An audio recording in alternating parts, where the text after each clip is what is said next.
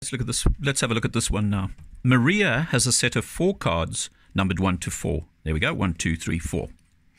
Maria also has a set of 4 blue cards with shapes drawn on them. A circle, C, square, S, isosceles triangle, T, and parallelogram, P. Okay, so we've got numbers 1 to 4 and then 4 shapes as well.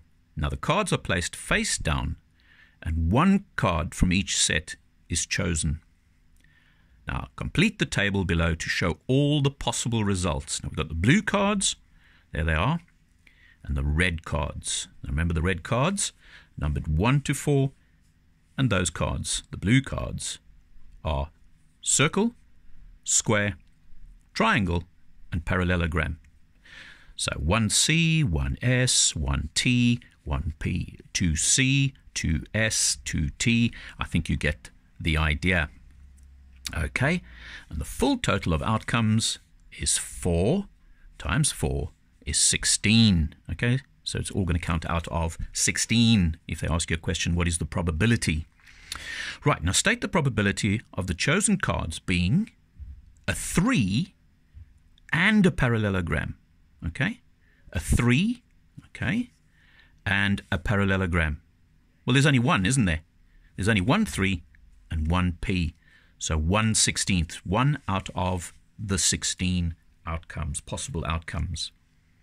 Next, a prime number. Now remember prime number, 2 factors. Okay, so 1 is not a prime number, 4 is not a prime number, so we're going to be looking in those rows. Okay, because we know those 2 are certainly prime numbers.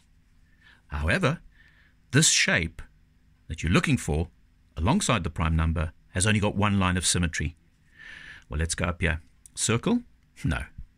Plenty. Square? Only 4. Isosceles? 1. Parallelogram? No line of symmetry. So it's isosceles triangle, the T we're looking for. So 2 and 3, 2T and 3T would be your answer. So 2 out of the 16, which makes it 1/8 when we simplify it. Now the next thing we're looking for is an odd number, okay, only odd numbers, 1 and 3, and a shape with rotational symmetry greater than 1. So let's go back. More than 1? Yes. More than 1? Yes. More than 1? No. Does that have more than 1? No. Does that have more than 1? Yes. 2. So we can write it like this. It's only the 1s and 3s we're looking for, and the circle, the square, and the parallelogram. So wherever you have a 1 and a 3 with alongside a C, S, and a P, those will be the ones that count. And when you count them up, and look what I've done. I've used a little coding there. I have all the 1s, the S, and the P. Didn't include the T, okay, because it hasn't got more than 1 line of symmetry. So it was C, S, and P. So in other words, it was 16 again, and only 1, 2, 3, 4, 5, 6. So 6/16.